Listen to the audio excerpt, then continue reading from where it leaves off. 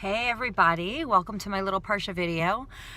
Today we are going to talk about the second word of the Torah portion, which is Yehuda, Judah.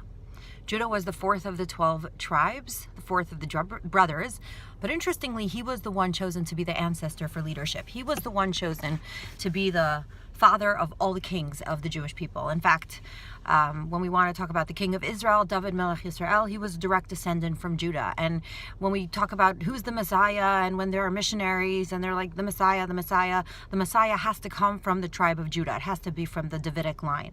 Why? Why is Judah the man? Well, in this week's Torah portion, we see one glimpse of why he was the man, when all of the brothers were sort of trapped because Joseph is in Egypt and they don't know who he is, and he is manipulating the situation, and he's telling them, listen, you have to leave Benjamin here with me as a slave because he stole my cup. And it was all a frame up. And the brothers were shocked and stunned and horrified, and nobody knew what to do. Who took a step forward to take responsibility? Who had previously promised their father that he would take responsibility for their little brother? Yehuda. It was Yehuda, and he did so. And he did so successfully. But it's not just initiative or guts or confidence or charisma that characterizes a leader. What is it? Judah is one of the most beautiful, shining examples of what we call in Hebrew teshuvah, repentance. What does that mean?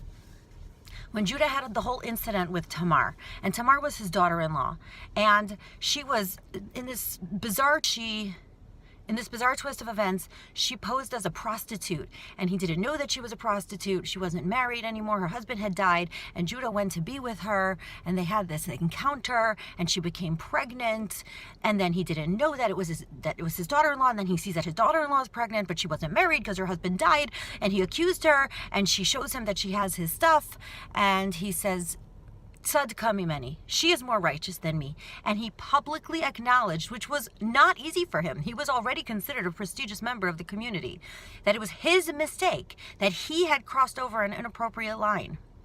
That was unheard of, unbelievable.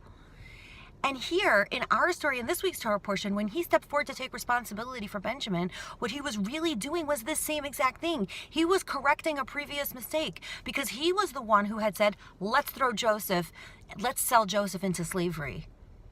And now, Joseph, whom he doesn't know is Joseph, wants to take the next brother into slavery. And he's the one who steps forward and says, I can't let you do this. Take me instead.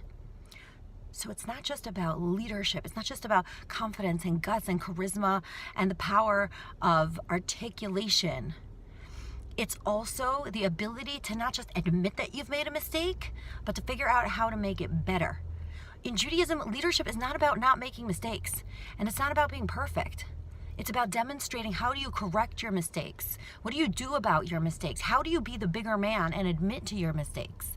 That is what leadership is about. That's why Judah became the ancestor of all the Jewish kings of Israel. And in fact, his great-great-great-great-grandson, King David, did the exact same thing when he had a similar encounter with Bathsheba.